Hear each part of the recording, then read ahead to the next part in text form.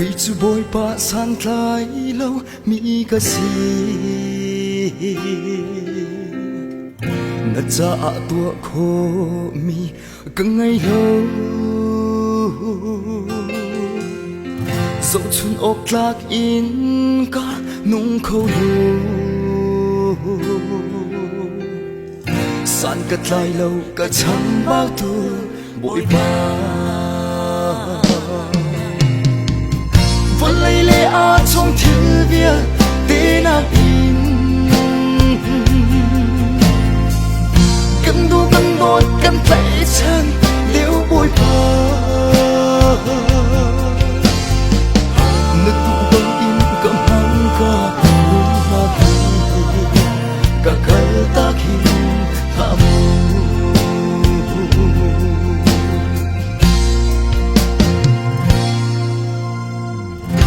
chiều ni ăn vai lắm buốt đủ lâu in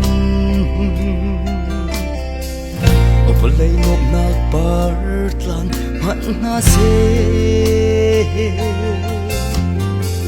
dậy dòng tên hu chít in mô bôi bờ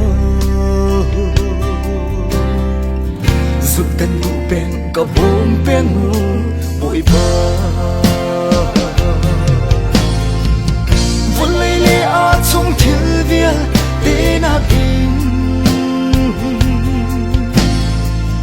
cần đu cần đốt cần tay chân đều bôi bờ nước tụ băng in cầm hăng ca luôn là khi cả cơn ta hình hạ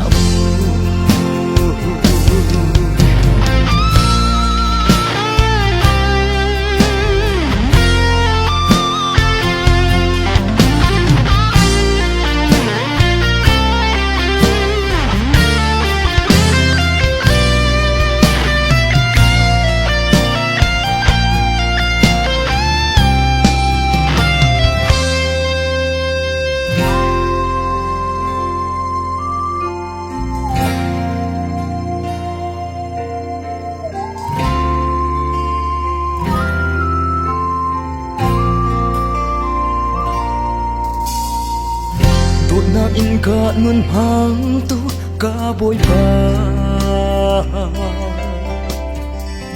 cần nun na ngày tu lệ úp tu bôi xiang pa hang vial te na xiang pa hang thì na tây tu min thang trong nung pat hiền vẫn lấy lệ a trong thiên bia tên a in cần đu cần đốt cần tay chân đều bôi bờ nước tụ băng in cầm hăng ca muốn là khi cả câu ta hình hạ mơ vẫn lấy lệ a trong thiên bia tên a in cần đu cần đốt cần tay chân đều bôi bờ nước tụ băng in cầm hăng ca luôn là khi cả cơn ta hình hạ nước tụ băng in cầm hăng ca luôn là khi cả cơn ta hình hạ mơ